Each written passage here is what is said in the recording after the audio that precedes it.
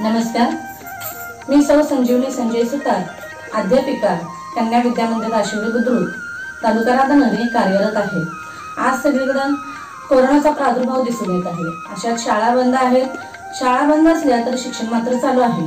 महाराष्ट्र शासनामार्फतच या उपक्रमापैकी thank teacher उपक्रम आता सध्या चालू आहे। या उपक्रमाअंतर्गतच आज आपण पंचायत समिती भुदरगडचे गट शिक्षण अधिकारी श्री रवींद्र चौले साहेब यांची मुलाखत घेणार आहोत, त्यांच्याशी संवाद साधणार आहोत। नमस्कार साहेब। नमस्ते।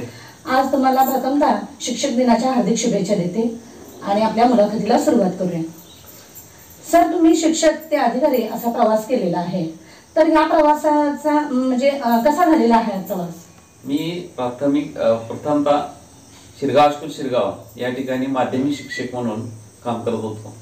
16/7/98 पासून 17 जून 14 पर्यंत त्या ठिकाणी मी माध्यमिक शिक्षक म्हणून काम केलेलं आहे।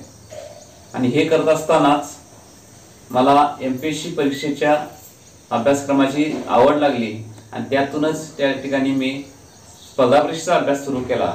आणि त्या स्पर्धा परीक्षेला जात असताना मला माझे मित्र, माझे शिक्षकांनी खूप सहकार्य केलं आणि त्यांच्या सहकार्याच्या आणि आईवडिलांच्या आशीर्वादाच्या जोरावर या ठिकाणी या पदावर मी येऊन पोहोचलेलो आहे। धन्यवाद सर। हा प्रवास करत असताना अनेक व्यक्ती तुमच्या संपर्कात आलेले असणार आहेत, तुमच्या ठिकाणी आदर्श स्थानी असणार आहेत, तर या प्रवासामध्ये तुम्हाला कोणाकोणाची प्रेरणा मिळाली? यामध्ये प्रेरणेचा विचार करत असताना पहिल्यांदा माझे आदर्श गुरु म्हणजे माझे वडील, माझे आई। माझे वडील मला पहिलीपासून 7वी पर्यंत या ठिकाणी वर्गशिक्षक म्हणून मला काम केलेलं आहे त्यांनी, आणि त्यांचा आदर्श आणि त्यांच्या संस्काराच्या शिदोरीवर मी या ठिकाणी आजपर्यंत आलेलो आहे।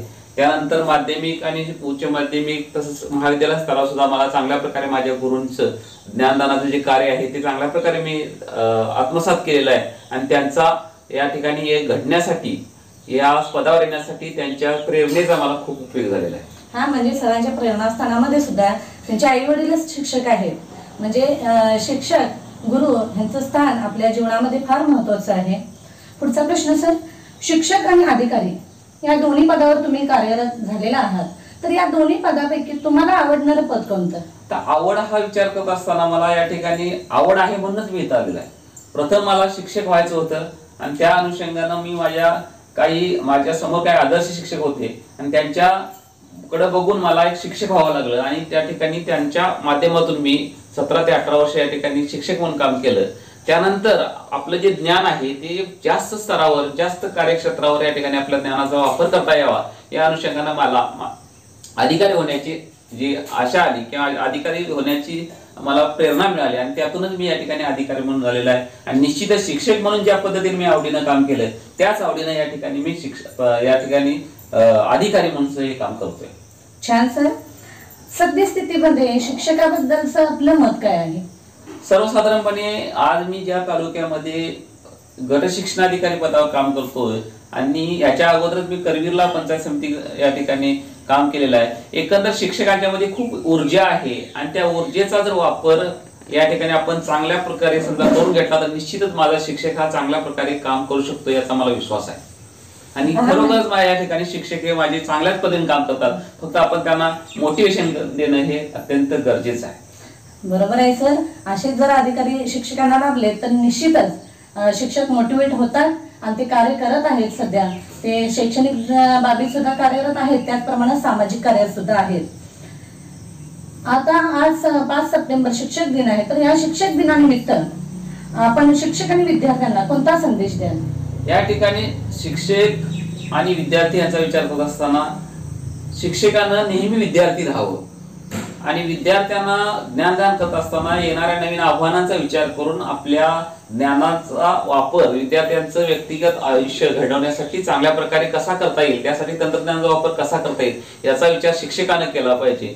आणि विद्यार्थ्यांना या ठिकाणी शिक्षकाच्या येणारे संस्कार आहेत आणि शिक्षकाची शिदोरी आहे त्या अनुषंगानं चांगल्या प्रकारे आपल्या आयुष्यामध्ये जगण्यासाठी चांगले संस्कार घेणं गरजेचं आहे। आणि त्या अनुषंगानं शिक्षकांच्याकडून चांगल्या प्रकारचे संस्कार घेतले, चांगल्या प्रकारे ज्ञानाची शिदोरी जर घेतली आणि इम्प्लिमेंटेशनवर जर ज्ञान त्याने घेतलं तर निश्चितच तो भावी काळामध्ये यशस्वी होऊ शकतो। बरोबर आहे सर।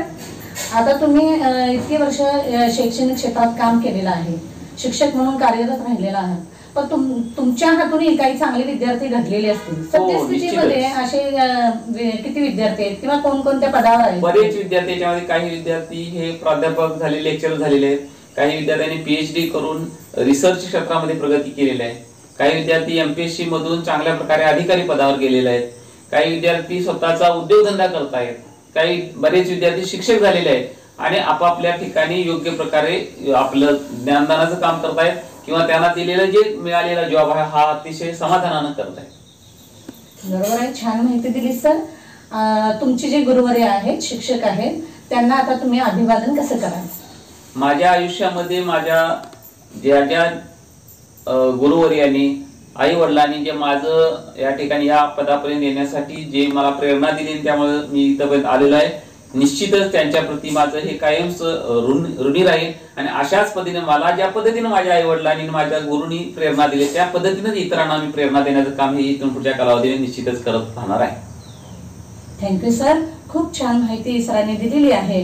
शिक्षकांच्या बद्दल आदर प्रेम व्यक्त केलेला आहे आणि खरोखरच जरी शाळेमध्ये हा शिक्षक दिन साजरा झालेला नसला तरी शिक्षक दिन ऑनलाईन का असेना खऱ्या पद्धतीने आज साजरा झालेला आहे. Thank you sir. थँक्यू.